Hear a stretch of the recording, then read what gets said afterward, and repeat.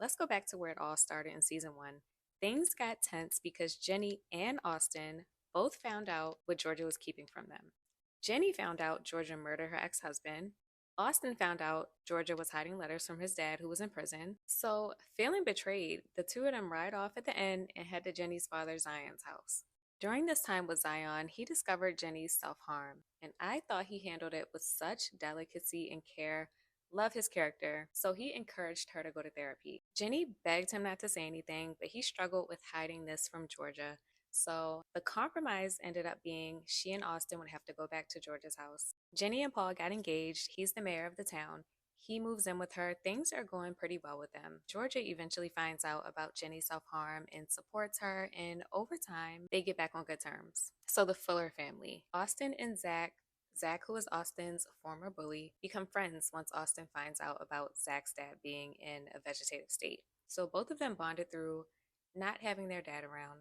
This was an issue because his mom, Cynthia, and Georgia don't like each other.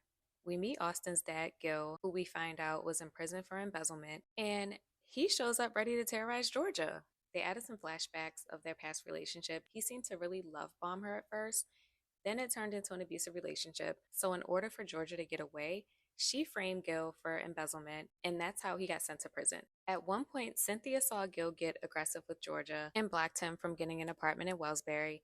This sparked the start of their friendship. She completely opened up to Georgia about her struggles with her husband being in a vegetative state, and also opened up about her affair with Joe. All of Jenny's friends were giving her the cold shoulder about Marcus, but Max started to feel bad and decided to be her friend again after Jenny tells her she's in love with Marcus. Max also has a new crush, Silver, who she met working on a play. Meanwhile, Marcus is drowning, falling back into depression, so eventually this leads to him and Jenny breaking up. This is where things start to get crazy.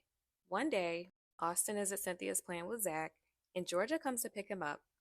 She sees Tom and ends up smothering him with a pillow, thinking this will put Cynthia and her family out of their misery. And Austin ends up seeing her do this. In the midst of the chaos, Joe comes and tells Georgia he feels something between them, and Georgia completely brushes him off. Gil comes to Georgia's house and gets physical with her, and Austin shoots Gil in the arm with Georgia's gun. Georgia wanted to run, but Jenny persuaded her to stay, so she does, and she confesses to Paul about everything involving her past the night before the wedding.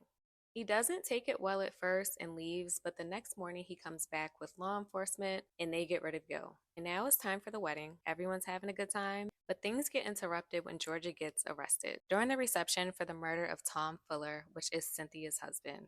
And we get a flash of Zion's girlfriend and we find out she's a lawyer.